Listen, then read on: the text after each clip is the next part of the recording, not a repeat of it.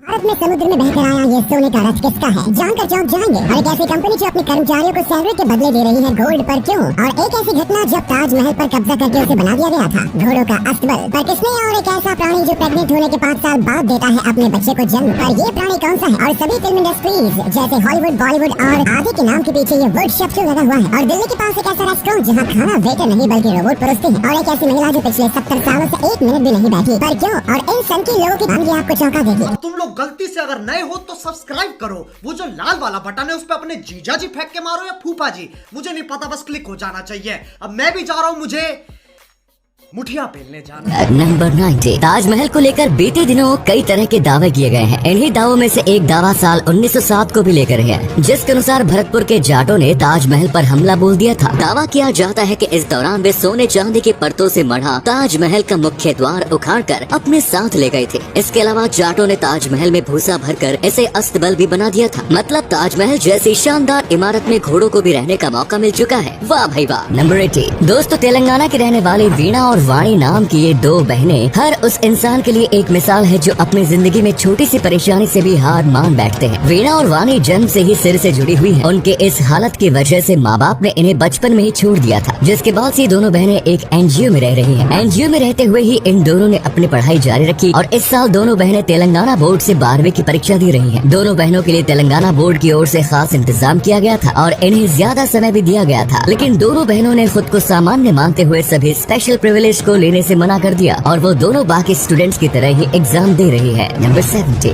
दोस्तों, हम सब अपनी मर्जी से इधर उधर जाते हैं, उठते हैं, बैठते हैं, लेकिन एक महिला ऐसी भी है जिसके लिए ये इतना आसान नहीं है। दरअसल पोलैंड के रहने वाली जोआना क्लिच आखिरी बार 2 साल की उम्र में बैठी थी। उसके बाद से वो कभी दोबारा बैठी ही नहीं। वो पिछले 30 साल से खड़ी है। दरअसल क्लिच को बचपन से ही स्पाइनल मस्कुलर एट्रोफी बीमारी है, जिस वजह से वो अपने कूल्हे और रीढ़ की हड्डी का वजन नहीं संभाल पाती। फिलहाल क्लिच एक vertical wheel chairs, pain killers और रेस्पिरेटर्स के सहारे जी रही है। नंबर 16। दोस्तों, हाल ही में इंग्लैंड की टेलीमोनी कंपनी ने एक बेहद ही चौंका देने वाला फैसला लिया है। दरअसल कंपनी अपने कर्मचारियों के वर्तमान और भविष्य को ध्यान में रखते हुए उन्हें सैलरी के बदले गोल्ड दे रही है। फिलहाल ये पॉलिसी ट्रायल पर है और कंपनी में सीनियर पोस्ट पर मौजूद 20 लोगों को इसका लाभ दिया गया है। कंपनी का कहना है कि कर्मचारियों को वित्तीय संकट से बचाने के लिए गोल्ड देने की पॉलिसी पर विचार किया गया है, लेकिन अगर कोई कर्मचारी नकद सैलरी लेना चाहता है तो उसे नकद सैलरी दी जाएगी। ऐसे कमाल के फैक्ट पर प्लीज वीडियो को लाइक कर दीजिए। नंबर 50। जिंदगी कई बार ऐसे दिन दिखाती है कि हम अफसोस करें या जमकर लड़े ये समझना मुश्किल हो जाता है, लेकिन ऐसी स्थिति छोटी सी उम्र में ही सामने आ जाए तो इस बारे में सोचना और मुश्किल हो जाता है। मगर लंदन का एक बच्चा है जो हमें इस मामले में मिसाल बनकर दिखा रहा है। दरअसल ओमारी उस वक्त सिर्फ 8 साल के थे जब उनकी मम्मी की तबीयत खराब हुई। उनकी मम्मी का आधा शरीर पैरालाइज्ड हो गया था। पापा को ऑफिस जाना होता था। घर पर 6 भाई बहनों में वो दूसरे नंबर का था। उस वक्त उसे भाई बहनों को संभालना और कुकिंग दोनों सीखने पड़े। इस मुश्किल भरे वक्त को ओमारी ने इतनी शिद्दत से निभाया कि आज वो मिसाल बन चुके हैं। आज 13 साल की उम्र में ओमारी एक जाने माने शेफ बन चुके हैं। साथ ही वो कुकिंग बुक राइटर भी हैं और लाखों रुपए कमाने वाले एक बच्चे के तौर पर वो दुनिया भर में जाने जाते हैं। अब दोस्तों, आपके लिए एक पहेली है। इस तस्वीर को ध्यान से देखिए और पहचानिए कि ये तस्वीर किस हीरोइन की है। नंबर 40। क्या आप जानते हैं कि इस धरती पर एक ऐसी मछली भी है जो प्रेग्नेंट होने के 5 साल बाद बच्चे को जन्म देती है? जी हाँ, इस मछली का नाम कोयला कैंट है। कोयला कैंट डायनासोर काल से ही धरती पर मौजूद है। इसकी उम्र 100 साल होती है। इस मछली के बारे में सबसे हैरान करने वाली बात यही है कि गर्भधारण के 5 साल बाद ये अपने बच्चे को जन्म देती है। इसकी एक और खास बात यह है कि ये 50 साल के होने के बाद ही गर्भधारण कर सकती है। इस प्रकार इस मछली को एडल्ट होने में 40 से 69 साल का समय लग जाता है। नंबर 30। दोस्तों, उत्तराखंड के रुड़की में डोमिनोज कंपनी को वेज पिज्जा के बदले